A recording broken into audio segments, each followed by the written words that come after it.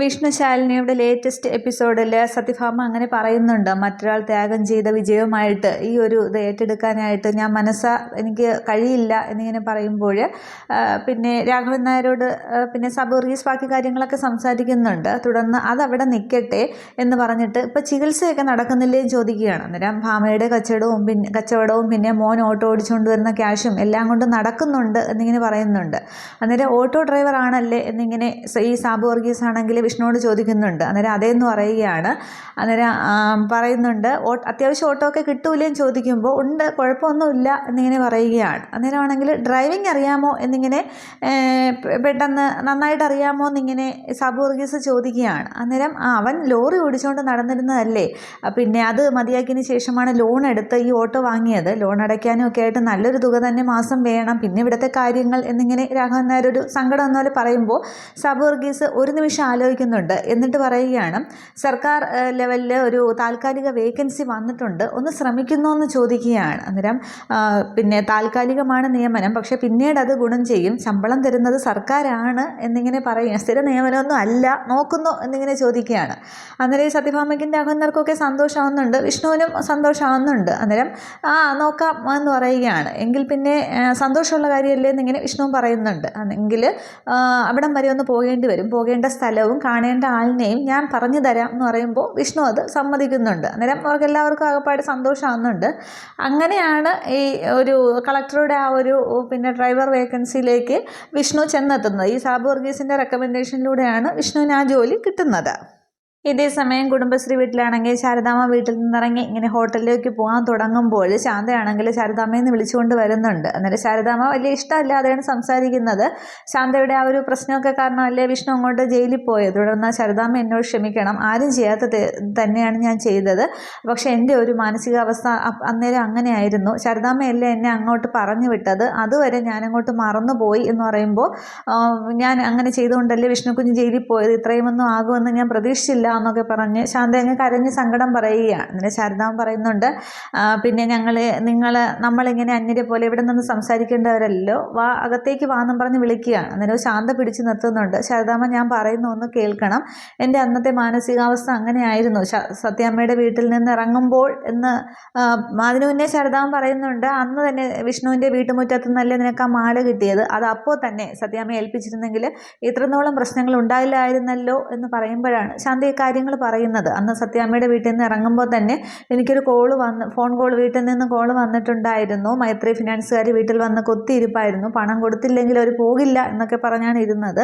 ഈ സമയത്താണ് എനിക്ക് ആ ഓട്ടോയിൽ നിന്ന് മാല കിട്ടിയത്. അപ്പോൾ എനിക്കത് വിറ്റ് അവർക്ക് കാശ് കൊടുക്കാനേ തോന്നിയുള്ളൂ, അല്ലാതെ ഞാൻ വേറൊന്നും ചിന്തിച്ചില്ല, വേറെ ആരായിരുന്നെങ്കിലും അതല്ലേ ചെയ്യുമായിരുന്നുള്ളൂ എന്നൊക്കെ ഇങ്ങനെ എന്നിട്ട് പറഞ്ഞിട്ട് അത് കാരണം എനിക്കുണ്ടായിരുന്ന ജോലിയും പോയി എന്നും പറഞ്ഞ് ശാന്ത സങ്കടപ്പെട്ടങ്ങ് കരയുകയാണ്. എന്നിട്ട് ശാരദാമ്മ പറയുന്നുണ്ട്, ജോലി പോയി എന്നോർത്ത് നീ വിഷമിക്കേണ്ട, നീ അതിനു മുന്നേ ഞാനല്ലേ നിന്നെ അങ്ങോട്ട് പറഞ്ഞു വിട്ടത്, അതിനു മുന്നേ നീ ഇവിടെ ആയിരുന്നല്ലോ, അപ്പോൾ അതുപോലെ തന്നെ ജോലി നിനക്ക് നഷ്ടപ്പെടില്ല എന്നിങ്ങനെ പറയുന്നുണ്ട്. വാ എന്ന് വിളിക്കുകയാണ്. ഈ സമയത്താണ് ശാലിനിയുടെ വണ്ടിയാണെങ്കിൽ മുറ്റത്തേക്ക് വന്ന് നിൽക്കുന്നത്. ശാലിനിയാണെങ്കിൽ കാറിൽ നിന്ന് വിഷമത്തോടെ ഇങ്ങനെ ഇറങ്ങുന്നുണ്ട്. അന്നേരം ശാരദാമ്മ നോക്കി നിൽക്കുകയാണ്. അന്നേരം ഡോർ തുറന്നിട്ട് ചേച്ചി ഇറങ്ങ് എന്ന് പറയുമ്പോൾ ശാരിക അതിൽ നിന്ന് ഇറക്കുകയാണ്. അന്നേരം ശാരദാമ്മ ഇങ്ങനെ ശാരിക എന്ന് പറഞ്ഞ് നിൽക്കുമ്പോൾ അമ്മയെന്നും പറഞ്ഞ് ഓടി വന്ന് ശാരദാമ്മയെ കെട്ടിപ്പിടിച്ച് അങ്ങോട്ട് കരയുകയാണ്.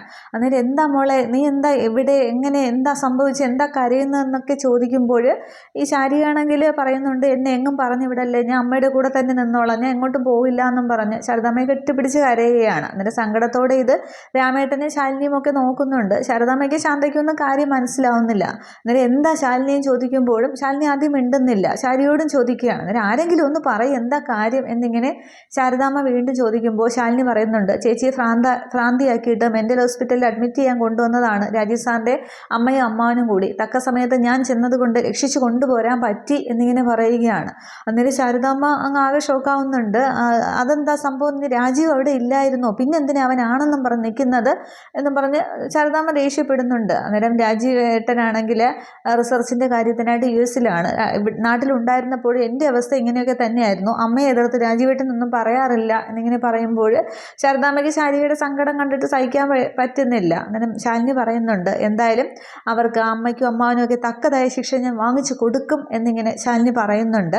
തുടർന്ന് ഈ ശാരീരികനെ വിടല്ലേ എന്നൊക്കെ പറയുമ്പോൾ മോള് കരയാതിരിക്കുക, സമാധാനിക്കുക, എങ്ങോട്ടും വിടില്ല എന്നൊക്കെ പറഞ്ഞ് ആശ്വസിപ്പിക്കുകയാണ്. എന്നിട്ട് നീ കയറുന്നില്ലേ എന്നിങ്ങനെ ശാരദാമ്മ ശാലിനിയോട് ചോദിക്കുമ്പോൾ എനിക്ക് അത്യാവശ്യമായിട്ട് ചിലരെയൊക്കെ കാണാറുണ്ട്, അത് പിന്നത്തേക്ക് മാറ്റി വെച്ചാൽ ശരിയായില്ല എന്ന് പറഞ്ഞിട്ട് രാമേട്ട വണ്ടി എടുക്കുക എന്ന് പറഞ്ഞിട്ട് ശാലിനി ആ കാറിൽ തന്നെ തിരിച്ചു പോവുകയാണ്. തുടർന്ന് ശാരിയെ ആശ്വസിപ്പിച്ചുകൊണ്ട് ശാരദാമ്മയാണെങ്കിൽ അങ്ങ് ശാരിയും കൂട്ടി അകത്തേക്ക് പോവുകയാണ്.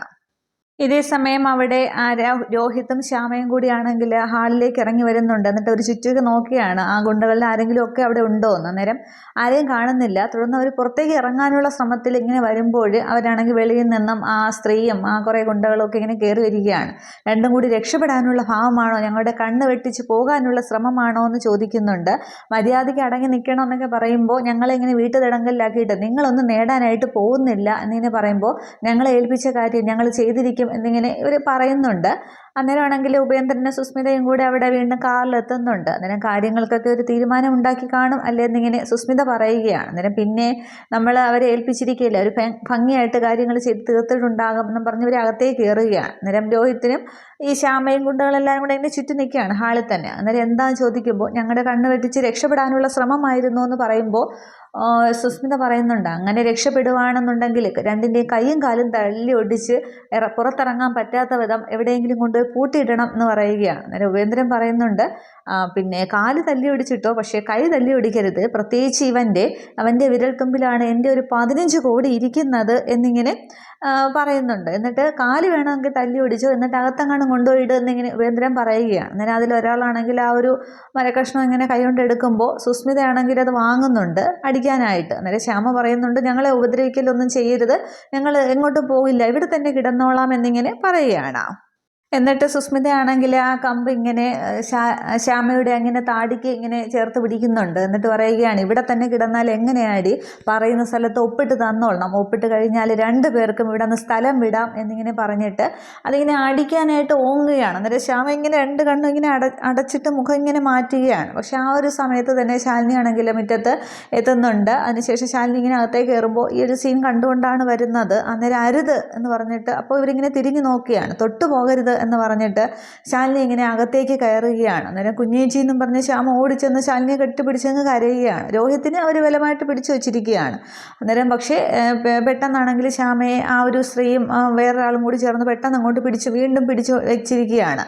തുടർന്ന് ശാലിനി പറയുന്നുണ്ട്, ഈ വീടും പറമ്പും നിങ്ങളുടെ പേരിലേക്ക് എഴുതി കിട്ടാനല്ലേ ഈ പ്രഹസനമൊക്കെ കാണിക്കുന്നത്, അതിനുള്ള തീർപ്പ് ഞാൻ ഉണ്ടാക്കിയാൽ പോരെ എന്നിങ്ങനെ ചോദിക്കുകയാണ്.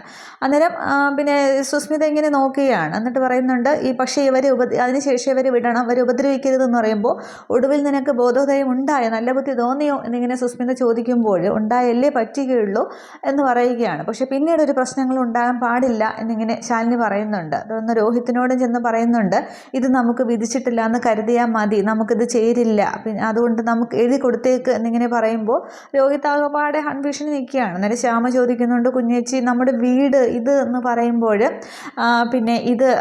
പിന്നെ സത്യാമ്മയും അച്ഛനും എന്തായാലും ഇത് ഉപേക്ഷിച്ചു, അവരിനി വെറുതെ കൊടുത്താലും ഇത് വേണ്ടെന്നല്ലേ പറഞ്ഞിരിക്കുന്നത്, പിന്നെ ഇത് നമുക്ക് ചേരത്തില്ല എന്ന് വിചാരിച്ചാൽ മതി, പിന്നെ ചേരേണ്ടതിനല്ലേ ചേർക്കാനായിട്ട് സാധിക്കുകയുള്ളൂ, പിന്നെ വേറെ ആർക്കും അല്ലല്ലോ എഴുതി കൊടുക്കുന്നത്, അച്ഛൻ്റെ അനിയന് തന്നെയല്ലേ എന്നൊക്കെ പറയുമ്പോൾ സുസ്മിതയും വിശ്വസിക്കുന്നുണ്ട്. ഉപേന്ദ്രൻ അങ്ങ് ആകെ സന്തോഷമാവുകയാണ്. തുടർന്ന് പറയുന്നുണ്ട്, സുസ്മിതയോടാണ് പറയുന്നത്, പക്ഷേ ഇങ്ങനെ ഒരു തീർപ്പിപ്പോൾ ഉണ്ടാക്കുന്നതിൽ ഇതിൻ്റെ പേരിൽ പിന്നെ ഇവരെ ഉപദ്രവിക്കാനും പാടില്ല, ഞങ്ങളെയോ ഞങ്ങളുടെ കുടുംബക്കാരെയോ ഇവർക്ക് ഒന്നിനും വരാനായിട്ടും പാടില്ല, ഇതെല്ലാം ഇവിടെ കൊണ്ട് അവസാനിക്കണം, അതിന് വേണ്ടിയിട്ടാണ് ഇങ്ങനെ ഒരു ആധാരം ഇപ്പോൾ ഉണ്ടാക്കി തിരിച്ചെഴുതുന്നത് എന്നിങ്ങനെ പറയുമ്പോൾ സുസ്മിത ഇങ്ങനെ നോക്കി നിൽക്കുകയാണ്. അന്നേരം ഉപേന്ദ്രൻ പറയുന്നുണ്ട്, അത് പിന്നെ പറയേണ്ട ആവശ്യമുണ്ടോ, ഇത് കഴിഞ്ഞാൽ പിന്നെ വേറൊരു ഏർപ്പാടും ഇല്ല, ഒരു ഉപദ്രവവും ഇല്ല, ഇടപാടും ഇല്ല, എല്ലാം പറഞ്ഞതുപോലെ എന്നിങ്ങനെ ഉപേന്ദ്രൻ പറയുന്നുണ്ട്. അന്നേരം പക്ഷേ രോഹിത്തും ശ്യാമയും ഒക്കെ ആകെ ഒരു കൺഫ്യൂഷനിൽ നിൽക്കുന്നുണ്ട്. സുസ്മിതയ്ക്കും അതങ്ങോട്ട് അത്ര വിശ്വാസമായിട്ടില്ല, എന്നാലും ഈ ഒരു സംഭാഷണത്തിൽ സുസ്മിത പാതി വിശ്വസിക്കുകയും ചെയ്യുന്നുണ്ട്. തുടർന്ന് ശാലിനിയാണെങ്കിൽ രാമേട്ട അദ്ദേഹത്തെ വിളിക്ക് എന്നിങ്ങനെ പറയുകയാണ്.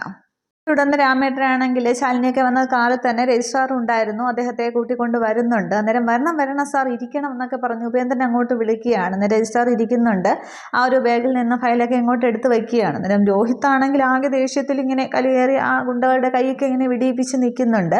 പക്ഷേ ശാലിനി ആണെങ്കിൽ അങ്ങോട്ട് മാറി വാതിൽക്കലേക്ക് പോയി നിൽക്കുകയാണ്. അന്നേരമേ ശാലിനിയുടെ മുഖത്ത് ചെറുതായിട്ടൊരു ചിരിയൊക്കെ വരുന്നുണ്ട്. പക്ഷെ അതാരും ശ്രദ്ധിക്കുന്നില്ല.